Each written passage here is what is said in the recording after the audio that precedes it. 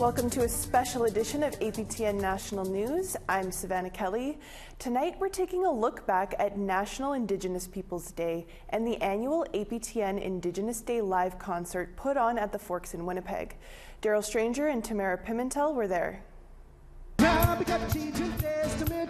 From traditional music to contemporary, from art to dancing, APTN's Indigenous Day Live showcased the diversity and talent of Indigenous people across the country. Adam Garnett-Jones is APTN's Director of TV Content and Special Events. He says it's a rare opportunity for all communities to gather in celebration. The key word there is celebration. You know, there's so many different things that, from covering the news, there's so many difficult stories in our communities. There's so many days that we mark that aren't about celebration. Family events and dozens of performers drew in hundreds of Winnipeggers, Indigenous and non-Indigenous. It's really nice to see a lot of people, especially the Indigenous one. So just like what he said, we want to support. And this is what I call reconciliation, is when you see other cultures coming to celebrate with us. This year's theme is celebrating our youth. Young people had an opportunity to take part in things like beading and carving workshops. And we thought that was a really important message to get out to people, because there are so many hard things that we deal with, and we just need to spend a little bit more time lifting each other up. And for artists like Amy McPherson, it's a chance to educate. Like, I love sharing my culture, so there's been a lot of people who've come from, who are non-Indigenous, and then I teach them a little bit of stuff about our culture, and I think it's great that we can share that with everyone. We weren't able to, celebrate our culture in the past, and now we are, and it feels really good. So it's my favorite day. Every day should be Indigenous Day. Yes. There was some exceptional talent on display at this year's Indigenous Day Live, including DJ Osho, an Afro-Indigenous performer from Squamish Nation in British Columbia. Daryl Stranger has this.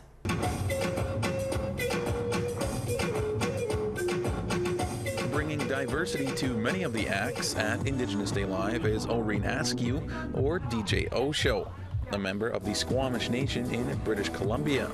Performing at events like this has been a dream of hers since she discovered her love for music. I've loved music since I was 13 years old. I would make mix CDs, if anyone knows what those are, for my friends. I really just aged myself there. And I would put my voice and just play tracks that I really, really liked on them, and it just paid off.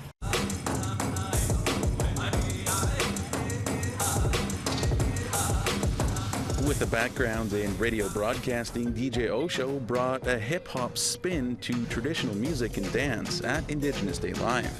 You're almost like an emotion controller, and I take that really seriously. I have the best job in the world, and it's to make people happy. It's worth $1 million to me, is making people smile with their eyes. Back home in Vancouver, DJ Osho takes part in speaking engagements and holds DJ workshops while bringing her unique Afro-Indigenous worldview to her performances. I'm definitely drawing from personal experiences. I'm Afro-Indigenous, and there's so much going on in our world and what I do, and I'm actually on the Two-Spirit Council for the BC AFN, so the Assembly of the First Nations. So I've seen a lot, and I've been on our Chief and Council for the Squamish Nation, so I've seen a lot, and music helps us express what's inside our hearts and what's inside of us and our feelings, and I'm glad it's there because it's like therapy. But that's where I draw from, is my experience. It kind of is storytelling. That's in our DNA, right? We're Indigenous people. That's what we do.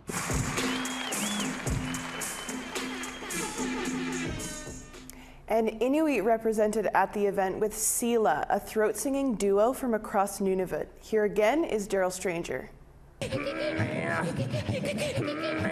Charlotte Hominick and Cynthia Pitzulak make up Sela. Sela is actually a super powerful Inuktitut word. It's the land, it's the water, it's the ocean, it's the mountains. Sela is what surrounds us. The Inuit throat singers have been performing nationally and internationally for almost 20 years. I love to just, share Katajak with the world. It was something that was nearly taken away from us, and it's been something that we've been working very hard to revitalize. It's an ancient tradition that's been passed down among Inuit women for many, many generations. We can't actually even put a date on it. During rehearsals for Indigenous Day Live, the group put a bit of a spin on traditional throat singing. The two-time Juno Award nominees were representation for Inuit during Saturday's performance, bringing a rare and ancient art form to the audience. There's many reasons for throat singing. Throat singing is entertainment. Throat singing is a competition between the two singers. It's a great way to stay warm or to warm up if you're feeling cold. Throat singing can... There's some songs that to even like put babies to sleep. You know, if you carry the babies on your back, you could, you know, lull them to sleep with some throat songs. It's a spiritual art form.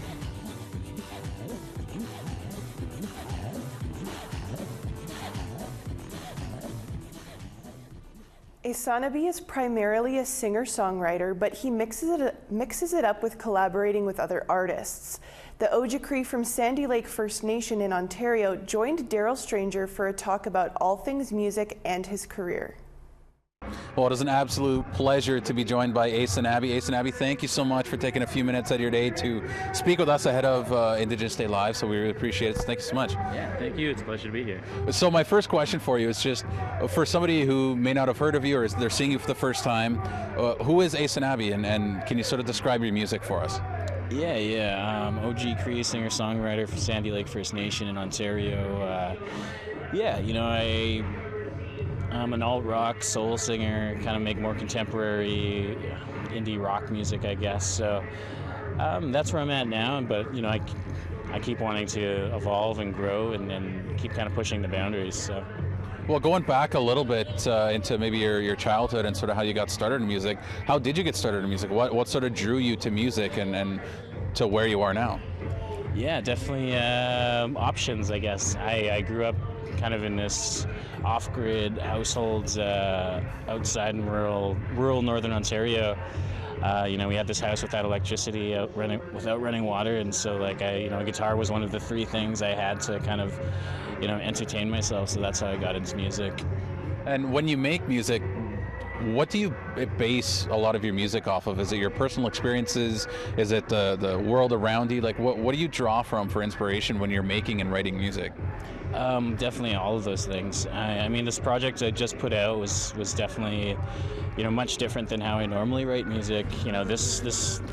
The album I put out was based on the stories of my grandfather, and there was a lot more intention behind it, a lot more focus and direction. Whereas, sometimes when I'm writing songs just about my personal life, regardless of which part of my life it touches on, sometimes it can be kind of all over the place, and there's just one song inspired by this, one song inspired by this, whatever it is. But the body of work I put out was all inspired by just conversation with my grandfather. So that's how that album was written. As far as the new music I've been working on in the last year,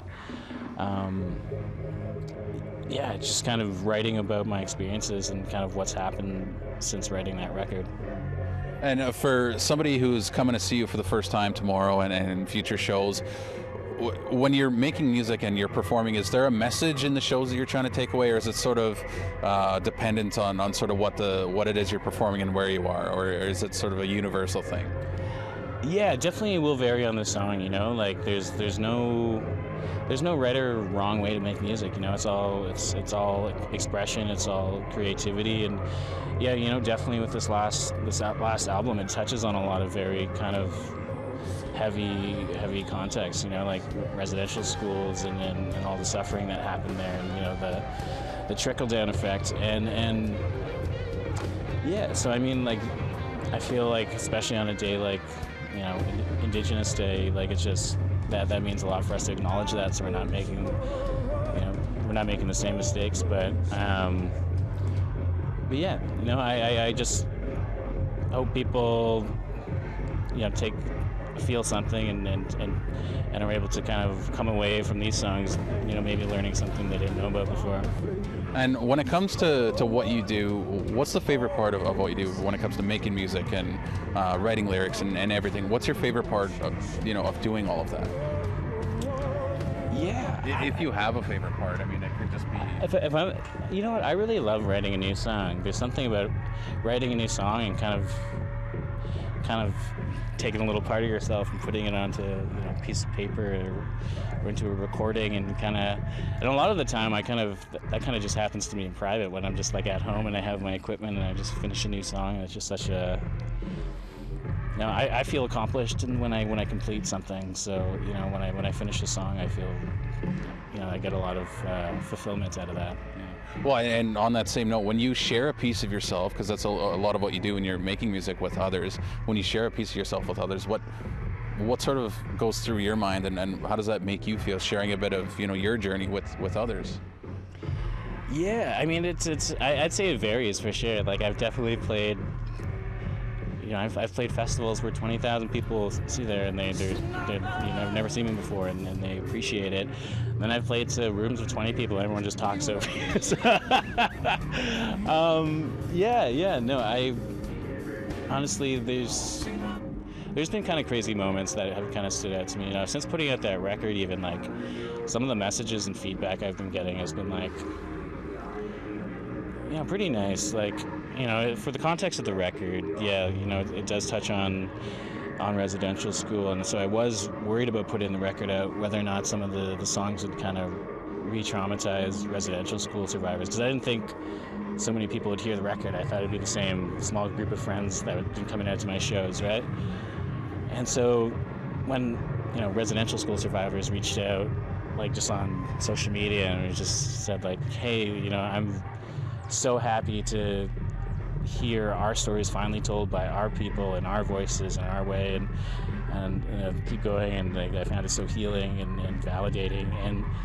And then on the other side of the spectrum, I had messages from this 30-year-old guy. He's like, hey, just so you know, I'm so-and-so. I'm a 30-year-old white guy from Southern Ontario, and I listened to your record, and I didn't know all this stuff happened, and I just want to thank you. I listened to the music, and then I started doing my research, and I'm kind of like ashamed of what this country did, and so like the feedback is, what was originally going to just be like a family kind of time capsule family album. I didn't know it would have kind of the impact that it's been having. So again, I want to say thank you, Miigwech, to you for sharing a few minutes and a bit of your story with us. So we really appreciate it. Yeah, Miigwech, thank you. All right, thank you. We need to take a quick break, but coming up, we continue our look back at this year's Indigenous Day Live. Stick around.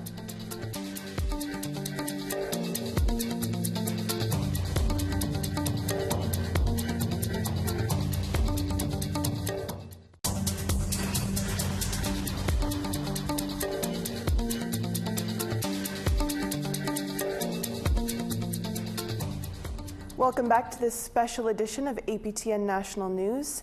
Teenagers from Ganawage took part in a songwriting and production program, and although it was their first experience creating music, their song They Fly landed a spot in APTN's Indigenous Day Live broadcast. APTN's Tamara Pimentel met with the group during rehearsals.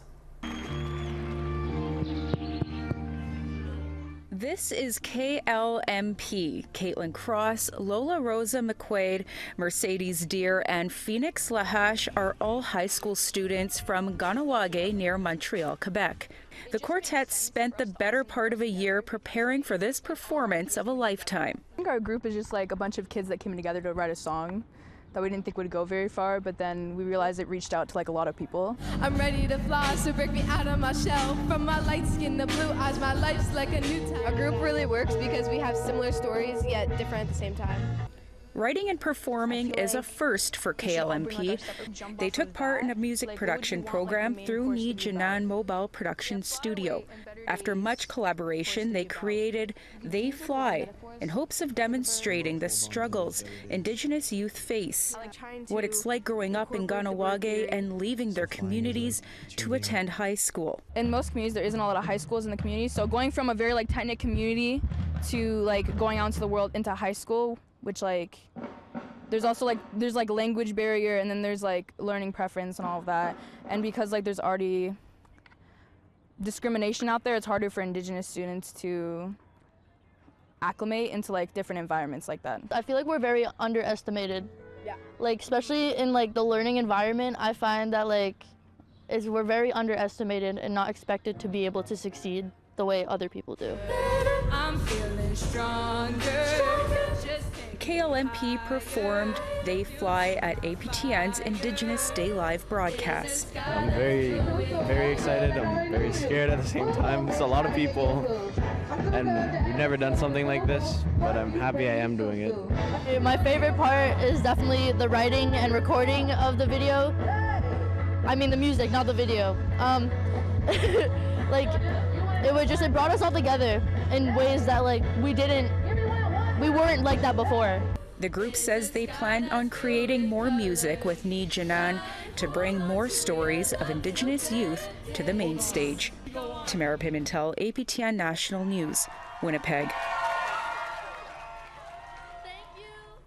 Like all APTN Indigenous Day Live events, this year's festivities would not have been complete without some form of traditional dancing and movement.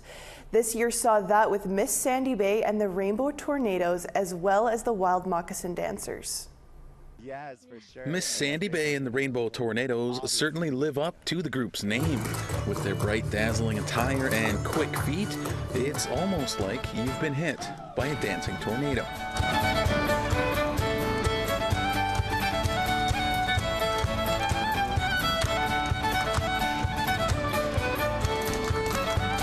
The LGBTQ group recently started during the pandemic as they saw a need to cheer up the spirits of others.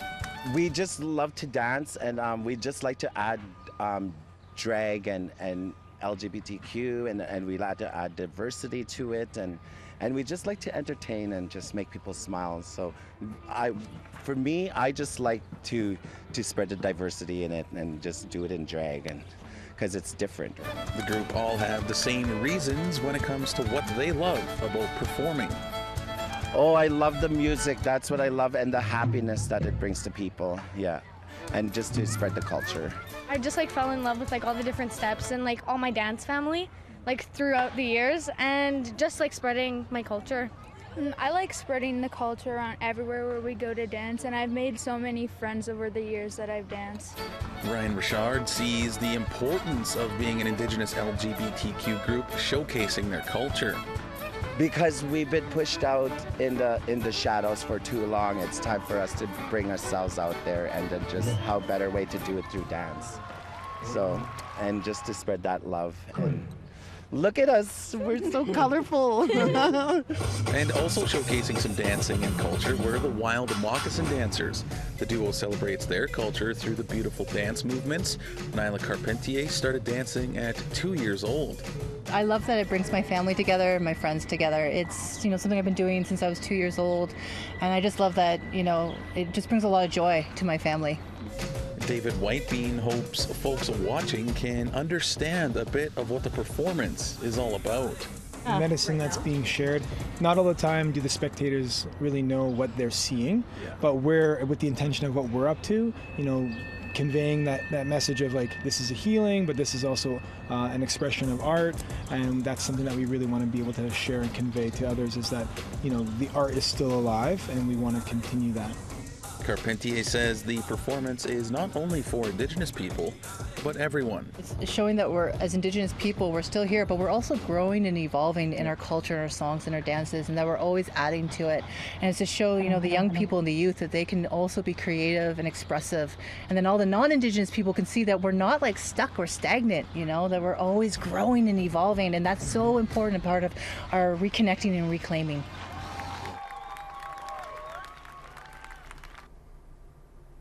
Some great moves there. Well, after the break, a closer look at the Juno Award-winning duo Digging Roots. Stay with us.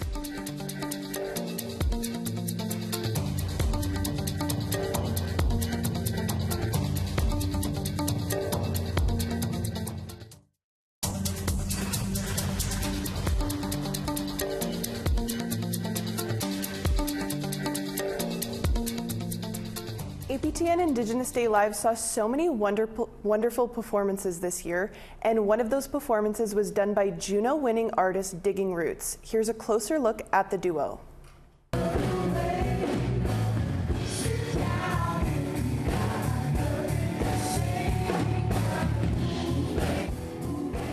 think it's awesome that we have a stage to celebrate who we are. I think there's a lot of musicians today that are singing about where we come from and who we are, considering that, you know, our language and our drums were taken away and it was illegal at a certain point in time. That now we have this renaissance of music where we're able to express ourselves and to talk about who we are. Man, it's hard living around here. We're inspired by the land, we're inspired by our people, we're inspired by how amazing life is. We get to travel around and eat amazing food and just do really cool things. And I think that turns into music. But you know, we sing about love and we sing about how radical and amazing life is, but we also sing about the hard stuff too. We recently got this humanitarian award from the Slate family. And what we're doing is we're going to purchase as many ground penetrating machines as possible. It's these little radar machines that survey the earth, because we want to make them available free of charge to any First Nation community that wants to find our ancestors wherever those residential schools were in their territory. We have to be identified by, you know, blood quantum, and essentially somebody else is telling us who we are, and we really need to stand up and we need to start taking care of our own identity and not having a colonizer do that. And I really see music as one of the powerful tools and ways of bringing people together and having these kinds of open conversations so that, you know, we're moving forward in a good way.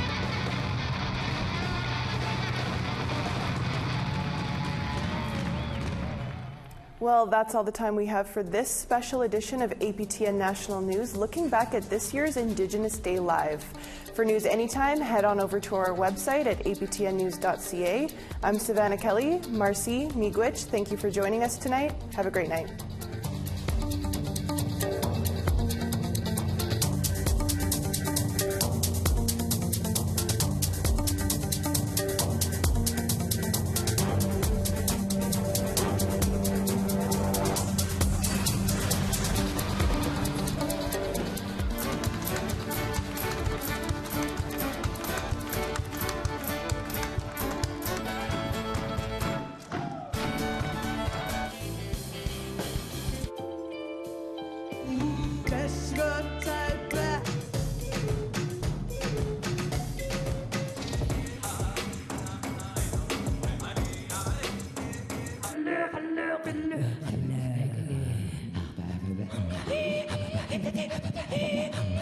Just higher.